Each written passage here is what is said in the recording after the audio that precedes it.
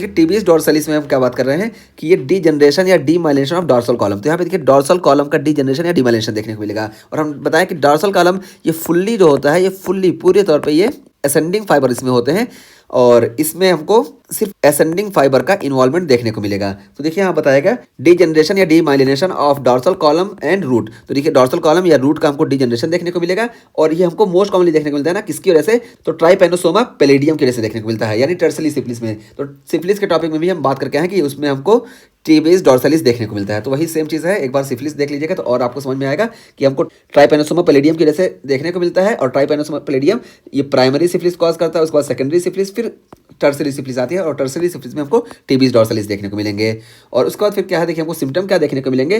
Causes progressive sensory ataxia. तो progressive sensory ataxia हमको देखने को मिलेगा क्योंकि यहाँ से हमारे प्रोप्रियोसेप्शन के फाइबर जाते हैं। तो देखिए यहाँ बताया गया कि कॉजेस प्रोग्रेसिव सेंसरी एटेक्सिया क्योंकि इम्पेयर्ड प्रोप्रियोसेप्शन, तो प्रोप्रियोसेप्शन जब इम्पेयर्ड हो जाएगा तो पुअर कोऑर्डिनेशन होगा, ठीक है। तो इसी वजह से हमको सेंसरी एटेक्सिया देखने को मिलेगा। और यहाँ पे देखिए हमको रंबर्ग साइन जो है ये पॉजिटिव देखने को मिलेगा। तो रंबर्ग साइन हम बताएं ना क्या होता है कि हम पेशेंट का पैर बिल्कुल नज़दीक कर देते हैं और इसको खड़ा कर देते हैं। अभी तक तो ये वेस्टिबुलो ऑक्यूलर रिफ्लेक्स इसका काम कर रहा है, तो ये बैलेंस बना के खड़ा है। लेकिन जैसे ही हम इसको आंख बंद करेंगे ना, तो आंख ये बंद करने को बोलेंगे तो यहाँ लोअर बॉडी से प्रोप्रियोसेप्शन बराबर नहीं जा रहा है, इस वजह से ये फौरन गिर जाएगा, ठीक है। तो वही है कि इसको हम बोलते हैं रेमबर्ग साइन, ठीक है। तो रेमबर्ग साइन हमको पॉजिटिव देखने को मिलेगा। और इसके साथ साथ देखिए हमको डीप टेंडन रिफ्लेक्स ये एब्सेंट देखने को मिलेंगे और हमको शूटिंग पेन देखने को मिलेगा और अर्गाइल रॉबर्टसन पीपल देखने को मिलेंगे। और ये अर्गाइल रॉबर्टसन पीपल क्या होता है?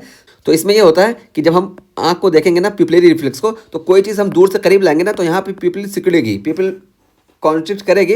लेकिन अगर हम लाइट डाल रहे हैं ना तो लाइट में हमको कोई रिफ्लेक्स नहीं देखने को मिलेगा। इसी को हम बोलते हैं अर्गाइल रॉबर्टसन पीपल। तो ये भी हमको देखने को मिलेगा और हमको चारकॉइड जॉइंट देखने को मिलेंगे। तो चारकॉइड जॉइंट क्या होता है? देखिए हम वहाँ पे भी बताए थे सिफिलिस में, सेम वही चीज़ यहाँ पे फिर से पेस्ट किए हैं कि यहाँ पे जॉइंट जो होंगे ये कमजोर हो जाएंगे और देखिए इस तरह हमको देखने को मिलेंगे। तो इसी को हम बोलते हैं चारकॉइड जॉइंट्स। तो ये हो गया हमारा टीबीएस डॉर्सलिस का टॉपिक। तो टीबीएस डॉर्सलिस में हमने बात कर लिए कि ये ट्राइपेनोमा पैलिडियम की वजह से देखने को मिलता है और टर्सली सिफिलिस में ये देखने को मिलेगा इस वजह से।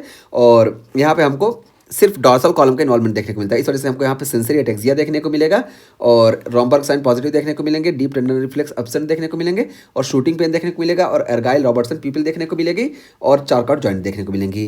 तो ये हो गया हमारा टीबीएस डॉर्सलिस। अब उसके बाद हम बात करते हैं सब एक्यूट कंबाइंड डिजेनरेशन की। तो देखिए सब एक्यूट कंबाइंड डिजेनरेशन, यहाँ पे देखिए डॉर्सल कॉलम भी इन्वॉल्व होगा और लेटरल कॉलम भी इन्वॉल्व होगा, ठीक।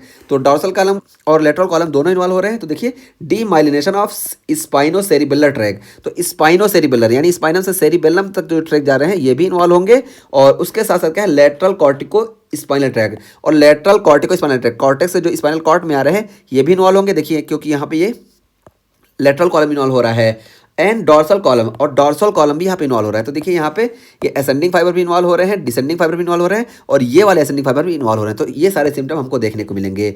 और ये क्यों देखने को मिलता है? तो due to vitamin B12 deficiency. तो विटामिन B12 की डिफिशिएंसी की वजह से हमको ऐसा देखने को मिलता है। हमको मालूम है कि विटामिन B12 का एक बहुत बड़ा रोल होता है कि ये माइलिनेशन कराता है और इसकी कमी से हमको डीमाइलिनेशन देखने को मिलता है। तो विटामिन B12 की जब डिफिशिएंसी हो जाएगी तो हमको सब एक्यूट कंबाइंड डिजेनरेशन देखने को मिलेगा। इसमें हमको डॉर्सल कॉलम का भी इन्वॉल्वमेंट देखने को मिलेगा, लेटरल कॉलम का भी इन्वॉल्वमेंट देखने को मिलेगा और लेटरल कॉलम में हमको असेंडिंग फाइबर भी इन्वॉल्वमेंट होते दिखाई देंगे और डिसेंडिंग फाइबर भी इन्वॉल्वमेंट होते दिखाई देंगे।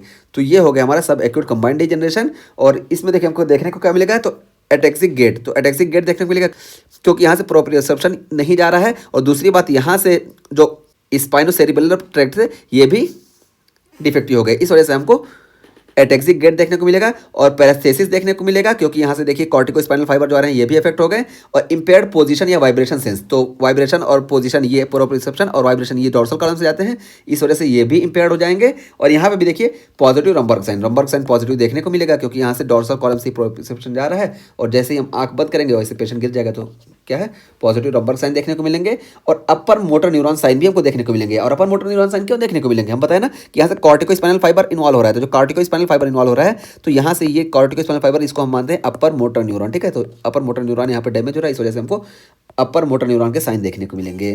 तो ये हो गया हमारा सब एक्यूट कंबाइंड डिजेनरेशन। अब आइए हम बात करते हैं एंटीरियर स्पाइनल आर्टरी ऑक्लूजन की।